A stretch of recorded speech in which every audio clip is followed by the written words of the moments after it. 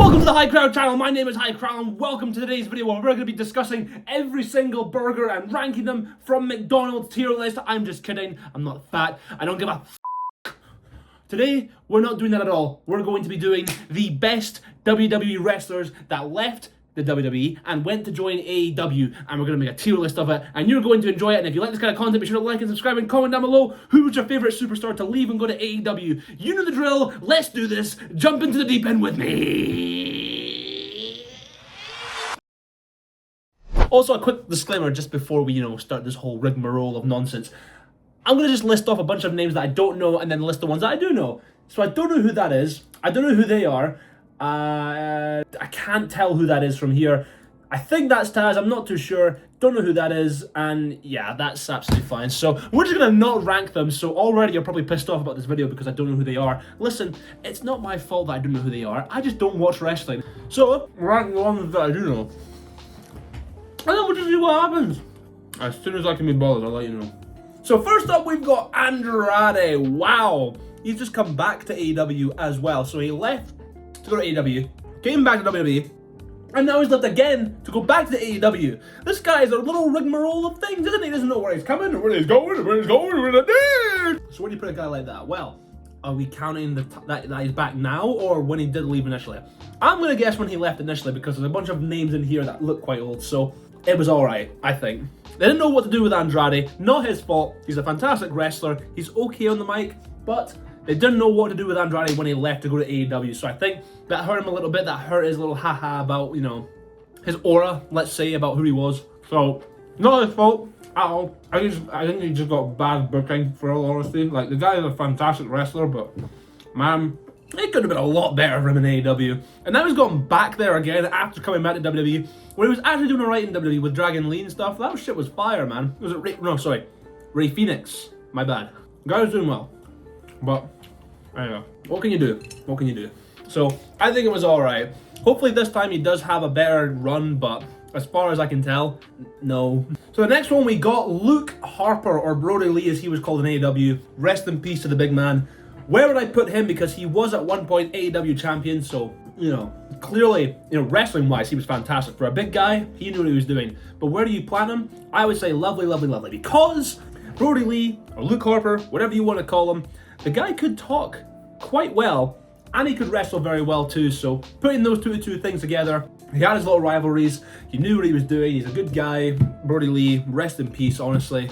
We wish he were still here, but yeah. I think in terms of him being champion, he did very well with it. Though it was the early days of AEW when he was champion, he still, had something to do with it.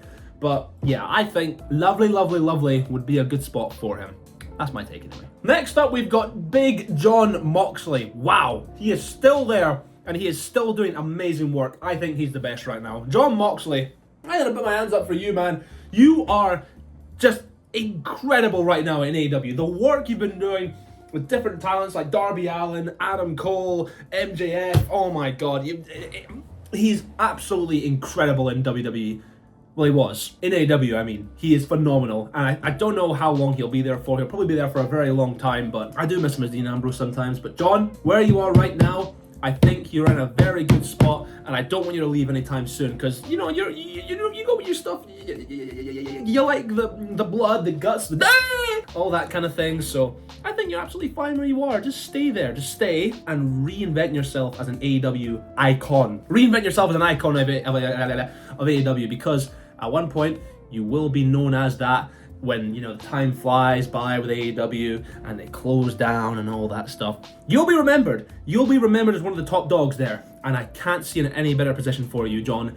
You are fantastic. Next up, we got Luke Gallows and Carl Anderson. I didn't even know they went to AEW. So we're just going to get in the bin because I can't even remember a single thing they did in AEW. It was probably pointless, probably shite. So we'll move on from there. And then we've got Shawn Spears, as he's now known in the WWE. But in the AEW, I can't even remember what he was called. But was he good? I don't remember. I don't remember anything that he did in AEW. He probably had the same gimmick that he's got now, but even now they don't know what to do with him, WWE. Like, they're getting him in NXT and he's coming, he's going, he doesn't know what he's doing. It was a similar position I imagine it was in AEW, so just about bearable, I'd imagine. He's good in ring, he's good on the mic, but I don't know, I preferred him as Ty Dillinger, man. You know, that 10 stuff, that was brilliant. But yeah, I honestly, I'm being genuine. I can't remember anything he did in AEW. That is not my fault. I just don't watch the product. Like, what is wrestling? You guys watch My Little Pony? No, it's not in here. Next up, we've got Aleister Black, or Malakai Black as he was called in AEW. He's originally now moved back to WWE, so what was his stint like in AEW? Was it good? Was it bad? Well, he had great matches with Cody Rhodes. He had his lovely little faction that he had with the boys. I don't know. It's a hard one. Right, Malakai was good in AEW. It's just WWE is, better suited for him gimmick-wise. So I'll say it was all right. His stint in AEW was absolutely fine. There was no issue with it. It just could have been more or better. I don't know. But yeah, I think now that he's back in the WWE, that's where he belongs, to be honest. Because, he was originally there. And his gimmick worked a lot better in the WWE than it did in AEW. So I would say, all right, he's fine. He's fine where he was. One thing I would say about him, I don't know, the big black eye makeup he had and stuff, and sometimes it didn't hit well. It hits a lot better now, like no makeup at all. He just, with just the tattoos being the main focus point, looks a lot better for him. In AEW, next up, we've got Mark Henry now. Now, I don't even remember him being in AEW. Did he even wrestle? No, he didn't. He was just there. He was just colliding around doing stuff. I don't even think he's there anymore. I don't remember anything he did. I think he stared down someone and that was it. What did he do in AEW? He's gonna be so angry if he ever sees this. I'm sorry, Mark. I'm speaking, from the bottom of my heart. I have no idea what the you did.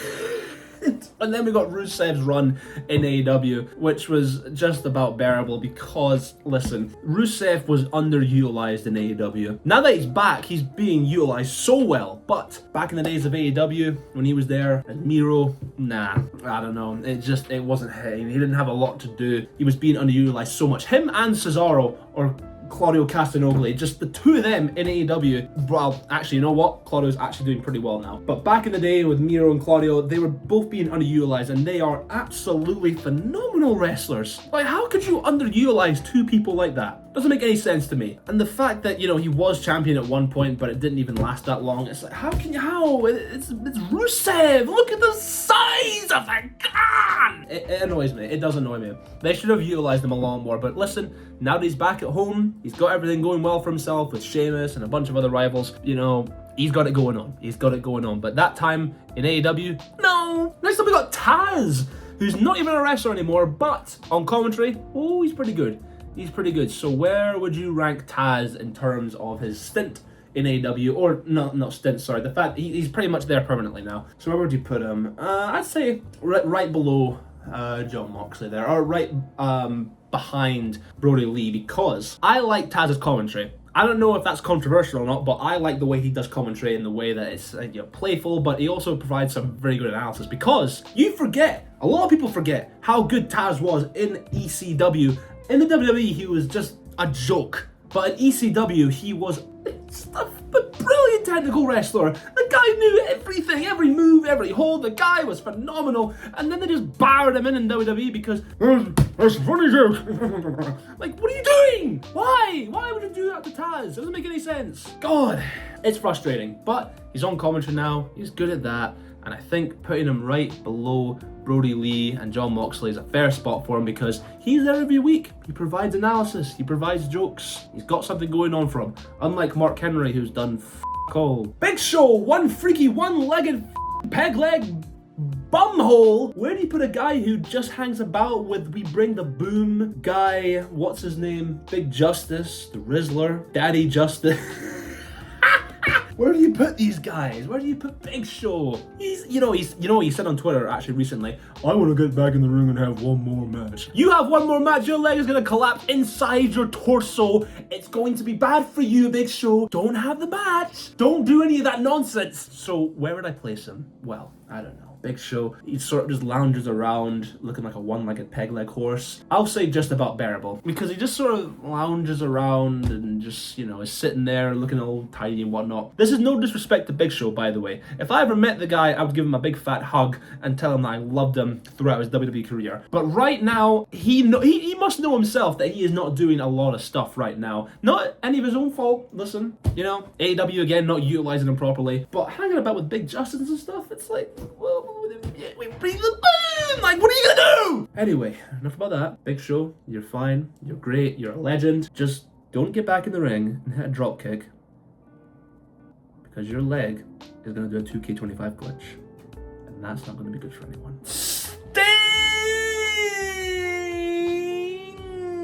Right at the top. Now, why would I put Sting right at the top? Because they utilize Sting so well in AEW. They knew how to book him perfectly. His last match in AEW, where they had all the Stings come out from all the eras, the Darby Allin relationship he had, oh man, Sting in AEW was fantastic. Arguably much better than how WWE booked him when he came back in 2014 Survivor Series and just had that whole thing. He did get injured, and it did pretty much stop him from wrestling for a couple of years, which is fair enough. That's unfortunate. But he could have still done stuff, you know, in the background and things. But yeah, in terms of utilization from AEW, absolutely brilliant. His debut, when he came out and it was snowing, and oh my god, the visual of that is phenomenal. And Sting is an icon in the name, in the presence of a man like that. Sting, legend in AEW, and in WWE, and in WCW. When is he not a legend? Sting's amazing, and he's also one of the nicest people on the planet. Come on, man. What a W! We gotta put him at the best. There's no argument about this. Sting's the best. Right behind John Moxley, but you know, age before beauty. You Christian Cage. Wow, he is funny. The dead dad jokes are one of the best things he's ever done. I am standing by that so much. Him as the what was he called in WWE? Oh, I can't remember. Anyway, his tag team with Edge, when he came back in 2011 and was doing stuff with Randy Orton, World Heavyweight Champion stint, and he came back in the Royal Rumble and during lockdown and things. No other gimmick has been better than his stuff in AEW. Stand by it 100%. Christian Cage is the man. I'm not even calling him like just Christian. It's Christian Cage. That's how much he's utilized himself as this fantastic guy. So where do I put him? In the best. But your father's dead. Like, come on. How can you dislike that? How can you dislike something so simple?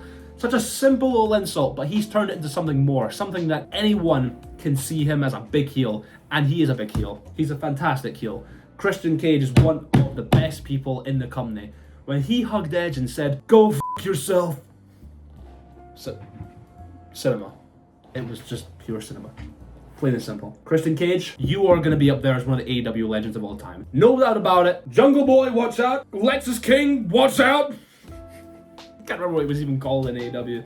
Oh no, it was like Brian Pillman Jr., I'm pretty sure. Lexus King, I'm not going to go into it. But yeah, solid spot for Christian Cage, I think. If you want to argue with me, go ahead, but you're going to lose. And then lastly, we've got, is that the man himself? Matt Hardy. Where's Jeff? Doesn't matter. Where do you put a guy like Matt Hardy in terms of what he did? I don't know. It's a difficult one. Because he did a lot in WWE. He did a lot in TNA. Delete, all that kind of good stuff. But in AEW, I'm not going to lie, I can't remember anything he did. You can tell I've never watched a AEW show in my entire life. I just watch whatever goes on Twitter. And in terms of Matt Hardy, I never saw anything go on Twitter. So I would put him in, you know what? Actually, no, I'm changing it. Just about bearable. Because I can't remember anything he did. I'm honest to Christ, I don't know what he did. Was it good? Was it bad? I don't know. But it's Matt Hardy, so it can't have been that bad. But it's nothing I can remember anyway. So listen, Matt Hardy, your brother's great. Jeff Hardy, I think if you did more in AEW, you know, it wouldn't have mattered if you did more, because you've already cemented yourself as the greatest, you know, person to be in a tag team with. You and your brother, like, come on. I know I switch between the Dudley Boys and the Hardy Boys sometimes, but the Hardy Boys, they win me over more sometimes because they did the more athletic shit, they did the more dangerous shit. Dudley Boys did the more dangerous stuff as well, but the Hardy Boys made it look amazing. You don't need a legacy in AEW. You have a legacy in the WWE and even TNA. That is where you be your best, Jeff and Matt. And then we've got the 4 here. I don't even know who they are, so I'm not even gonna bother. So that's gonna do it for today's video. If you guys enjoyed, please be sure to like and subscribe and comment down below what was your favorite WWE wrestler to go to AEW and how well do you think they did in Prosper. I'll catch you guys whenever I decide to upload more because it's up to me and everyone else when I upload.